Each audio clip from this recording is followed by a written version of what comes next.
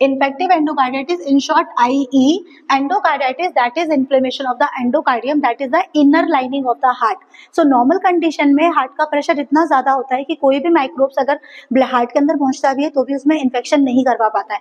But there is one condition, infective endocarditis, that is the it is the microbial infection of the mural endocardium, और it is the inflammation, मतलब this is the mural endocardium or over the septal defects. If a patient is having septal defect, either atrial septal defect or the ventricular septal defect, तो ये infection इसके ऊपर हो सकता है, इन आपकी valves के ऊपर इन्फेक्शन हो सकता है, और जो आपकी ब्लड वेसल्स की लाइनिंग है लाइक पल्मोनरी एओर्टा, इनके ऊपर इन्फेक्शन हो सकता है. So infective endocarditis is the microbial infection of the mural endocardium और द वॉल्व्स में भी प्रोस्थेटिक वॉल्व और द नेटिव वॉल्व, मतलब आपकी नेचुरल वॉल्व के ऊपर भी या फिर आर्टिफिशियल वॉल्व के ऊपर भी, और the inner lining of the आपका सेप्टल डिफेक्ट्स और the inner lining of the blood vessels.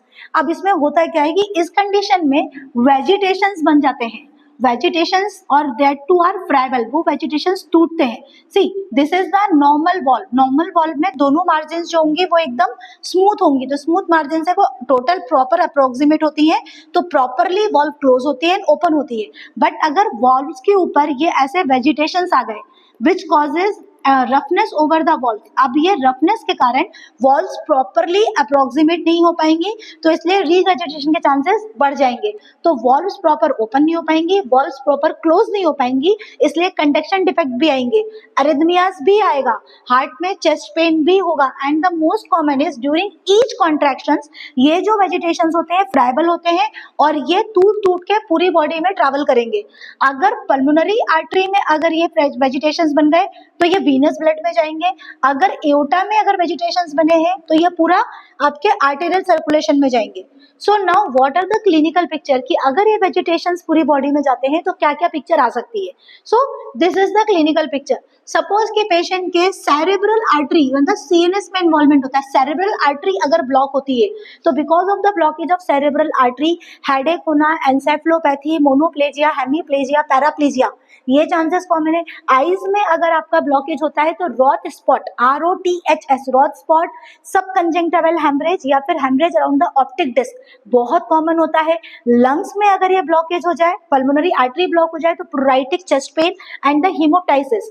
Spleen के अंदर ब्लॉकेज आ जाए तो splenomegaly, hepatomegaly, and the most common renal. Kidney के अंदर ब्लॉकेज आ जाता है तो दिस नोन एज फ्लाइंग, तो acute flying pain along with haematuria, patient के यूरिन में से ब्लड आ सकता है. फिंगर टिप्स तक अगर यहाँ तक आता है रेडियल या आपके अल्नर आर्टरी ब्लॉक हो जाए तो लॉस ऑफ पल्सेशंस लॉस हो सकते हैं, नेक्रोसिस हो सकती है, गैंग्रीन हो सकती है. एंड यहाँ पर मिलते हैं फिंगर टिप्स के उस पे एंडिंग्स में Osler's node, that is painful tender over the tip of the fingers. So these are known as Osler's nodes. So these are some of the clinical findings कि कहाँ किस एरिया में patient को embolisation हो रहा है, कहाँ वेजिटेशन टूट के जा रहे हैं, उसके अकॉर्डिंग पेशेंट को सिम्टम्स आते हैं. सो इसलिए यहाँ पर सीएनएस में हेडेक, एन्सेफलोपैथी, मोनोप्लेजिया. लंग्स की अगर बात करूं तो pleuritic chest pain and the haemoptysis, स्प्लेनोमेगाली मिल सकती है, ऑस्लर नोड्स मिल सकते हैं, एक्यूट फ्लैंक पेन एंड हीमेचूरिया हो सकता है आपका. एंड सबसे the most important is changing intensity of the murmur, जो हमें बताता है चेंजिंग इंटेंसिटी ऑफ मर्मर क्या होता है. कि सपोज इन्फेक्टिव एंडोकार्डाइटिस, अब अगर मैं इसकी सपोज अभी 1 मिनट के लिए मैं इसकी ईटियोलॉजी पर जा रही हूँ, उसके कॉजेस. तो इन्फेक्टिव एंडोकार्डाइटिस का जो कॉज होता है, एक होता है एक्यूट इन्फेक्टिव एंडोकार्डाइटिस, एक होता है सब acute. Acute infective endocarditis is caused by highly virulent organism. Organism का विरुलिज्म बहुत ज्यादा है, ऑर्गेनिज्म बहुत गुस्से वाला है. Example staphylococcus aureus, Streptococcus pneumoniae और द नेसेरिया गोनोरी. यहाँ ऑर्गेनिज्म का विरुलेंस बहुत ज्यादा है बट हार्ट जो है वो नॉर्मल है. So acute endocarditis may be caused on the normal heart. Second होता है आपका subacute endocarditis. In this case organism का विरुलेंस लो है, मतलब बहुत कम गुस्से वाला ऑर्गेनिज्म है, लेकिन आपका हार्ट एक डिजीज्ड हार्ट है. आपके हार्ट में heart is the disease heart. Disease heart means आपको हार्ट की कोई प्रॉब्लम है, लाइक एट्रियल सेप्टल डिफेक्ट है, वेंट्रिकुलर सेप्टल डिफेक्ट है और द पीडी है, दैट इज पेटेंट डक्टस आर्टरियोसिस है. तो किसी भी डिजीज हार्ट के ऊपर लो विरुलेंस ऑर्गेनिज्म भी अटैक कर सकता है, उसे बोलते हैं हम लोग सब acute infective endocarditis. And organisms होते हैं Streptococcus viridans, staphylococcus aureus and so many. So subacute and acute दोनों, लेकिन कोई भी पेशेंट, अगर सपोज हार्ट पेशेंट है, मैं एक पेशेंट हूँ जो कि ऑलरेडी ASD की पेशेंट हूँ, एट्रियल सेप्टल डिफेक्ट मुझे है, लेकिन मुझे फीवर आया, अब वो फीवर वायरल भी हो सकता है, मुझे यूरिन इन्फेक्शन भी हो सकता है, और वो फीवर इन्फेक्टिव एंडोकार्डाइटिस भी हो सकता है। So how can we differentiate कि जो फीवर अब मुझे आ रहा है क्योंकि मैं हार्ट पेशेंट हूँ और मुझे फीवर आ रहा है, तो वो इन्फेक्टिव एंडोकार्डाइटिस का है या नहीं है? तो the most important simple thing is that the changing intensity of the murmur और द वेरिंग मर्मर। मेरे कार्डियोलॉजिस्ट के पास में पहुंची और उन्होंने मुझे ऑस्कल्ट किया और उसको मेरी एक नॉर्मल मर्मर मिली जो कि ASD की मर्मर थी।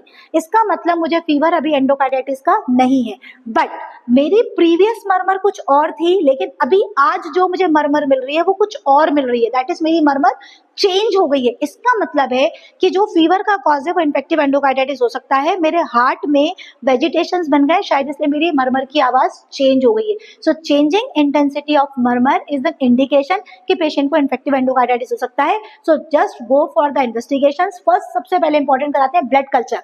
ब्लड कल्चर में देखते हैं कि इन्फेक्शन किस चीज का है, किस बैक्टीरिया का है, स्टेफाइलोकोकस विरिडेंस, आपका पैरासाइट, आपका फंगस जो भी है, एंड फॉलोड बाय उसकी सेंसिटिविटी टेस्ट भी निकल कर आता है। तो मोस्ट इंपॉर्टेंट है उसका ब्लड कल्चर कराते हैं, ECG कराएंगे एंड इको कराएंगे, echo to see the damage कि हार्ट को कितना वो डैमेज कर रहा है। एंड ट्रीटमेंट में बहुत हाई एंटीबायोटिक्स देंगे क्योंकि ग्रोथ रुक जाए, वेजिटेशन वहीं के वहीं रुक जाए। So the first drug of choice is penicillin, but अगर पेशेंट पेनिसिलिन से सेंसिटिव है then the drug of choice is either vancomycin और द सेफ्लोस्पोरिन और according to sensitivity test. So इसके लिए एक क्राइटेरिया होता है that is Duke's criteria, DUKE। तो ड्यूक्स क्राइटेरिया बताते हैं कि major criteria and minor criteria, blood culture positive है और या फिर आपका एंडोकार्डियम का इन्वॉल्वमेंट है, then it is a positive case of endocarditis.